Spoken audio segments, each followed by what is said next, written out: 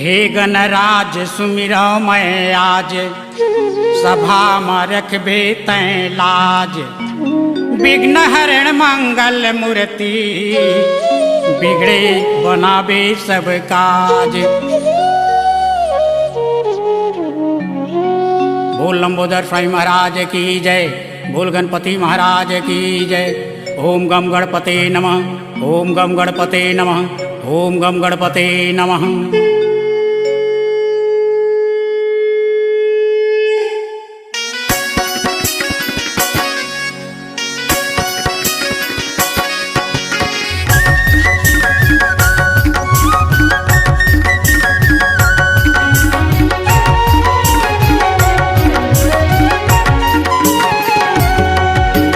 जय हो गणपति महाराज आज करो वंदना।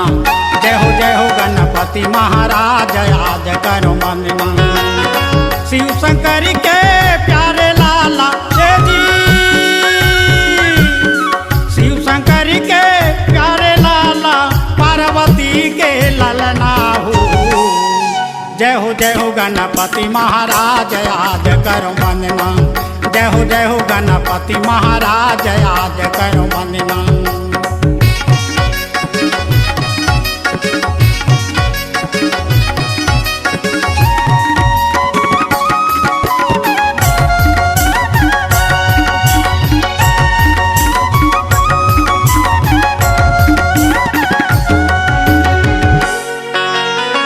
सब देवता ले पहली पूजा होवे तोरा धरती माँ।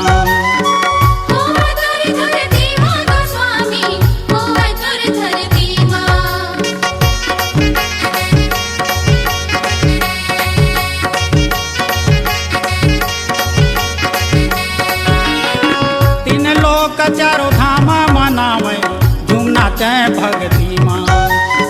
झूमना चाहे भक्ति माँ, लंबोदर झूमना चाहे भक्ति माँ। संत समाज लाज बचावे जी, संत समाज लाज बचावे, करत हूँ मैं सुमरना हो।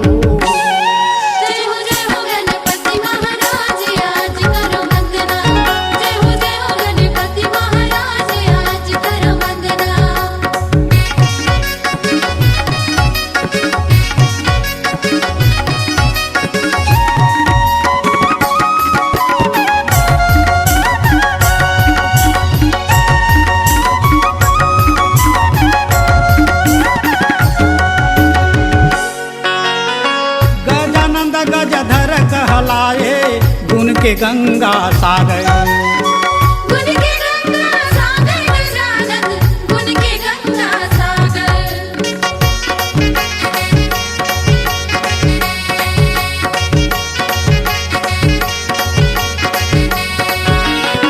बरसे फूल नीले गगन ले, ज्ञान के करे तै उजागर।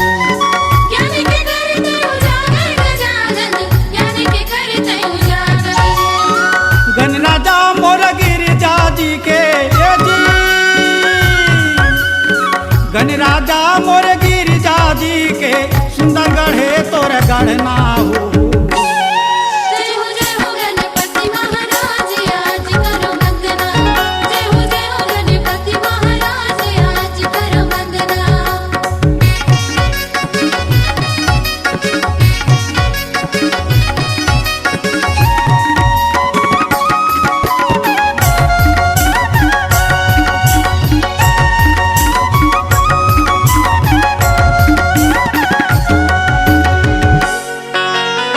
सत्य धर्म जग जोत बताए, बुद्धि दिए तै ज्ञानी।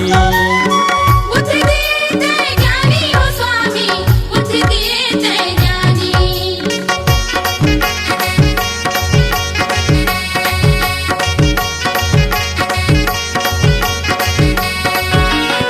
वाल्मीकि तुलसी गुण गावे, लिखे अमर कहानी।